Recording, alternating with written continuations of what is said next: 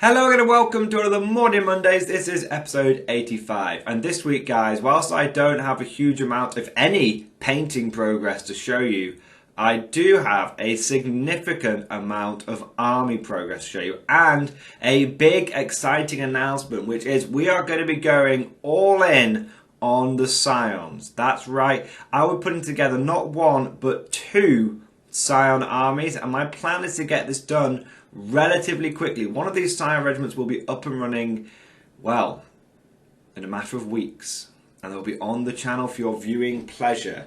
So I'm going to take you through today what my grand plans for the Scions are, what the difference for these two Scion regiments are going to be, both sort of fluff-wise, army-wise, table-wise, hub-wise, all that kind of stuff.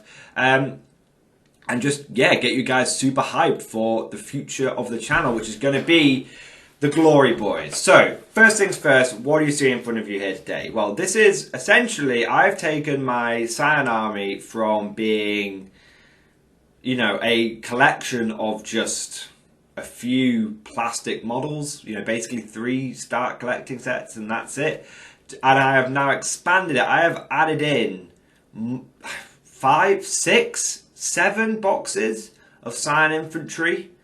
Pretty crazy. So it's one of those funny things where I went to the tournament last weekend, and I decided that I wanted that, you know, pure infantry was fun, but I would have had a much easier time just logistically and physically with a Scion army, and it would have been just as effective. So I thought, you know what, it's time to put my money where my mouth is. So I decided to finally overhaul my rather ailing Scion force. I've had Scions for a long time, but they've always been in a support role, and I thought it's time to take them out of support role and put them into that full army role. Because, well, you know, I'm probably going to shoot myself in the foot here, and the moment I announce this, that Games Workshop will, you know, inevitably release the Guard Codex, but if that works out, it's win-win, right? But from what I've been told, the new Guard Codex probably won't be coming this year.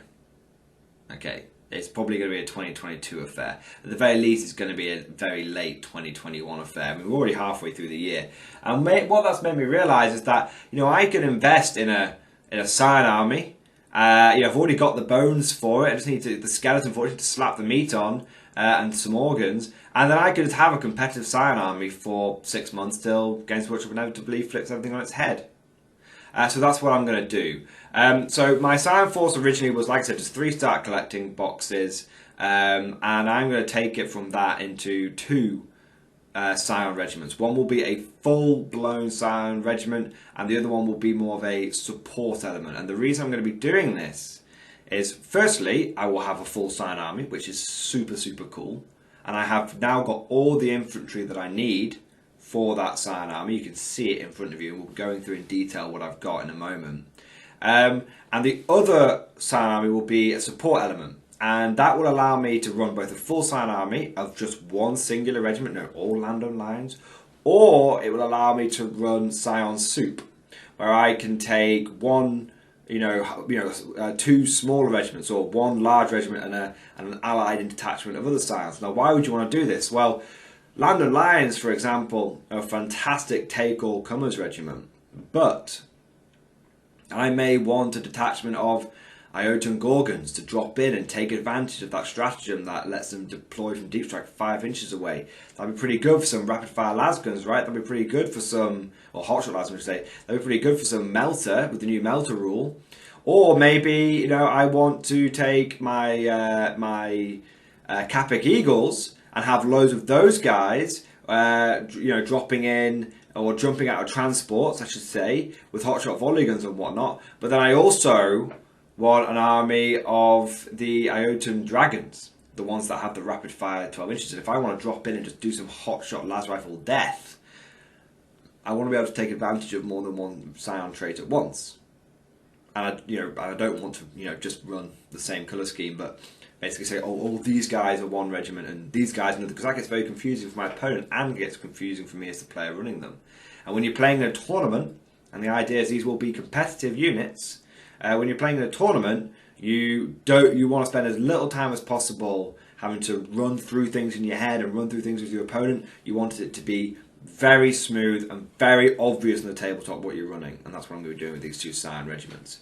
So the first colour scheme that I'm going to have is going to be my classic Scion one, and this is going to be for the plastic Scions, plastic Stormtroopers, and I'm going to be getting this up and running very shortly. And this is where basically I base coat them black, I do some of the cloth blue, I do the guns and some fine detail, and a little bit of fine detail, and that's pretty much it. And that's what you can see from some of those squads dotted around. The ones that I've got colour on, that's the colour scheme I'm going to be going for. And I'm going to use that colour scheme on all the plastic Scions that I've built, plus the Cadian Kazakin models that I have. You see, I've got a fair few Kazakin. I've got about 20 of them, roughly. But I don't use them because I don't have enough of them to make up a significant force. Okay? And I've got very limited special weapons available. Now, I know I could go to the disreputable side and get some, how should we say, resin, Kazakin. But I do prefer, where possible, to use original Games Workshop stuff. That's just my preference. And I also like the metal models. It's just my preference. And so, rather than sprouting off and having 3 small Scion regiments, what I've decided to do is to take my Kazakin and paint them up in the same colour scheme as my plastic Stormtroopers. And they fit in really nicely with the current plastic Scions because they're a similar scale. And the thing is I have loads of Kazakin riflemen. Loads of them. But they've got no special weapons for them. And on the plastic Scion front, whenever I buy or build plastic Scions, I don't want to, they're relatively expensive models, and I don't really want to build those into basic riflemen when rifleman is not something I'm sure of.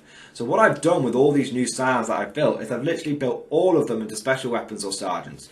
Every single box I had a volley gun guy, a plasma gun guy, a melter gun guy, and then I had a sergeant, and then I also had some spare special weapons left over, specifically volley guns left over from my other regiments. And I have there, I've put built more volley guns. So basically I'm up to like 9 volley guns, whereas previously I had like 2. So I got a lot of volley guns now. We're doing pretty good on the volley gun front. And what that now means is that I have all the riflemen that I need via Kazakin. It means I get to put my Kazakin on the table, which is super, super cool. And I have all the special weapons that I need, and it just feels good when when you're buying these boxes of Scions that you build special weapons. Now I know some people will say to me, Morning Glory, why have you just got a shed load of this basic Sandbox? Why weren't you buying Start Collecting sets? And I've got a very simple reason for that. I got overexcited. I'm not going to lie, I got a little overexcited. So what happened was, I came away from this tournament wanting to get into the Scions in a big way, and I basically I was thinking I might get them ready in time for this tournament at the weekend, although I have said I will take the Steel Legion, but I want them ready for tournaments quickly. And I just got excited, and basically I searched through what I already had, and I knew I had 1 box of Scions stashed away, but apparently they breed by my mitosis, because I found 3 boxes of unopened Scions. My pile of shame. Yeah, it's actually not something to boast about. I have a problem. Send help. Call the Inquisitor. But I also found that a subscriber at some point had sent me some spare Scion sprues they hadn't wanted. And there was actually, so massive thank you to that person. And I actually was able to build those. And then when I went to my local Games Workshop, they didn't have any Start Collecting sets. I did ask the manager to go and check on the back, but he didn't have any. So I ended up just buying 2 more boxes. So that's why I ended up with so many, because I think what happened is when I wanted to, when I've been buying things online, I've wanted to get the shipping over so I can get free shipping. I've thought, I'll chuck a box of Scions in there, and then I know I'll use them, because I always had this intention to do the Scion army. And I've done that several times, and that's why I just had these 3 boxes of Scions left over, and then when I went to the local Games Workshop, that's what they had. So that's where I got my 7 boxes of Scions from. 2 were spare sprues, 3 I already had, and 2 I bought this weekend. So that's why I've got so much Scion infantry, but only 3 Torx primes. So I will probably need more Torx primes at some point. But my current feeling is, I've got 2 Valkyries and 3 Torx primes, and that's kind of done very well for me so far. So I'm definitely going to continue down that route. The other thinking I have, and why I'm not too bothered about not having a lot of Torx primes, is if I was to go down a super mechanized Scion route, I'm highly likely to go down the Chimera Scion route, which is where you take loads of double heavy flamer Chimeras and shove loads of basically 10-man Capic Eagle bricks in them, and you give them all hotshot volley guns, and you basically take 5 of those, and then the rest is like 3 tank commanders and 2 full payload manticores, and the Scions literally just run around just blasting the crap out of things, hitting on 2s, rerolling 1s from you. They're pretty cool. So yeah, that's what I'm going to be doing with the plastic and Scions and the Kazakin. Let's not get too waffly here. But the other regiment that I'm going to build is going to be entirely out of original metal 3rd edition Stormtroopers. Long-time followers of this channel will know that those are my favourite models, and I have an absolute shit ton of them. And I've got loads of special weapons. I've got melters for them, plasmas for them. I've spent an absolute fortune on these guys, harvesting them from eBay, getting every deal that I can do. But still, I must have, I don't know, I've got a platoon's worth of them, and I've got all the riflemen and special weapons that I could possibly need for them. And the plan is that they will be my 2nd regiment, and they will form a platoon that will be part of the Mordian 50th Rifles. They will be my assault corps, and they will basically provide me with the 2nd regiment. So 1 regiment is going to be like my more sort of tournament army. It's going to have more special weapons. It's going to be much more flexible. It's going to be super, it's going to be easy to take to tournaments. Not really worried about chipping, because only some of the models will be metal Kazakin. And the other regiment, which will still allow me to be competitive, but will really allow me I will be putting a lot more time and effort hobby-wise into those other guys, will be my original metal Stormtroopers, and they will be my labour of love, and they will form part of the Mordian 50th Rifles. And so that's the plan. That's the plan. So, yeah, it's a bit funny because it's an interesting one. So that's what I'm doing. Bit of a funny one though. Like, I appreciate I haven't done a lot with the Mordian 50th Rifles recently. I obviously did all the transfers and everything. I have taken a little bit of a break from them. I've done my Black Templars, and now I'm moving on to Scions. I think it's one of these things. I often do a big burst on the Mordians and then move away on something else for a little bit and then come back for a big burst. I've got loads of stuff that's sort of partway completed on the Mordians, but I think what's going through my head at the moment, guys, this is spitball, this is off the cuff, this is just giving you a peek into the brain of Mr. Mordian Glory, which is, I have multiple armies which are 80 to 95% complete. The Scions was one of them, is one of them. The Black Templars was one of them. Genius of the Occult is one of them. And I think what I'm in the mood to do is to just complete those armies. And I have several other smaller projects and smaller armies that I've sort of started with the intention of them becoming channel armies, and then totally lost steam on them. And I haven't bothered revealing them because I don't like revealing things until I'm certain it's going to become a channel thing. And I think what I'm going to do with those is I'm actually going to be quite ruthless. I'm going to be like, look, this army that I got like halfway through, I'm going to sell it off. And I'm going to reinvest the funds into actually having several well done 100% edition proof armies completed, and just finish off bits of my collection. So I had that big push on the Black Templars. I have now completely cleared my pile of shame for my Black Templars, and I've got nearly all of it painted up. I have about 12 models left that need painting for my Black Templars. That's it. Most of them are characters. And then my Black Templar army is just finished. I don't need to touch it ever again. It's got transports, it's got infantry, it's got everything. And it may not ever be 100% meta, but if I want to run a Firstborn Black Tide, I've got enough neophytes and enough, power armor marines to do that. And yeah, I probably should take all power armor marines, but that's you know the moment I go and buy those extra 30 tactical marines, Games Workshop's going to make neophytes super cheap again. So, you know, I've got an 80% good Black Tide there, or I can mechanise it up because I've got all the transports. Likewise with my Genestealer cult, I've got loads of neophytes which I've not finished. You know, I just need simple things like I just need to base them. You know, that's all I need to do, and then I will literally double my neophyte count, and I can finally start running the neophyte army the way I want to run it. So this is kind of what I'm doing. I've essentially completed one army, which is the Black Templars. I'm now going to complete my next army, which is going to be guard related, because I don't want to do all non-guard stuff on the guard channel, and that's going to be my Scions. And I'm going to get this Scion army fully painted up. The vehicles are done. I just need to get the infantry done. It's a super effective and quick colour scheme. I reckon I can get it all knocked out super quickly. And then once that's done, I can move on to. I'll probably be in the mood to do some more Mordians, or maybe onto the Orcs, and that's how I'm going to balance it. It's going to be just finishing off my armies, and then just and just getting the channel more professional, more complete, and so I can turn up to a battle on the channel, battle report, and I don't have to say the immortal, infamous words that so many YouTubers have to say, which is, I would have liked to run this, but I'm constrained by what models I've got. No, that's not going to be a thing anymore. I'm going to have several fully fleshed out armies.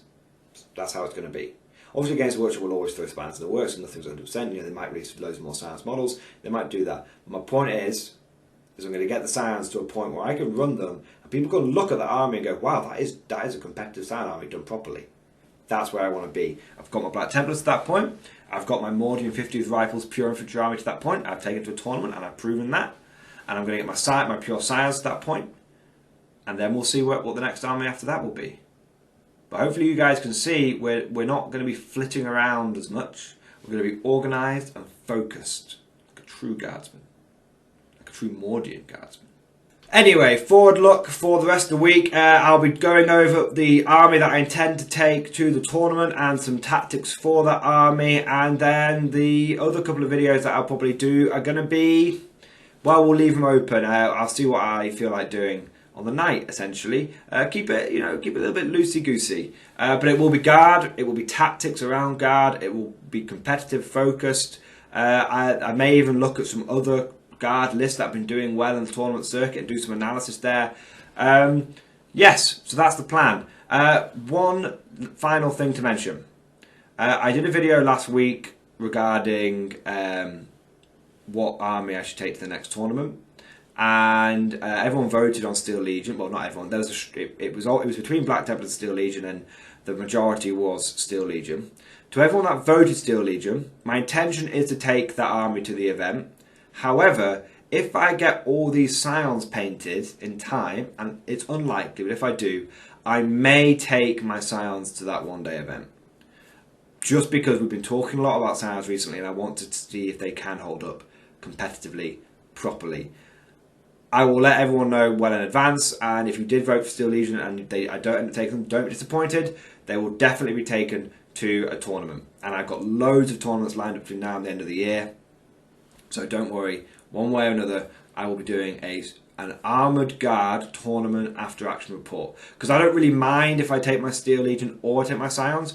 The intention is to take each one of these types of guard army. So we've done the Pure Infantry army, we've proven it can go toe-to-toe, 50% win rate against, well actually it's kind of like a 60% win, whatever you call a draw. Anyway, it was a 50% win rate, I suppose, against the top 3 meta armies. And then if I want to do the same with, you know, Armoured Guard, which will be mostly tanks with some Armoured Fist squads, and I want to do the same again with my Scions, and then I'll do the same again with a hybrid force, and I can take one of each of these armies to a competitive event, and we can see how each one of them does, and then we just know, you know, then we've done it. We've done it, and we've proven, you know, reasonably proven it. There's always more evidence you can do, but if we've taken, you know, a certain style of guard army into a minimum of 3 competitive games, you know, some of these tournaments are going to be 2 days, they're going to be 6 games.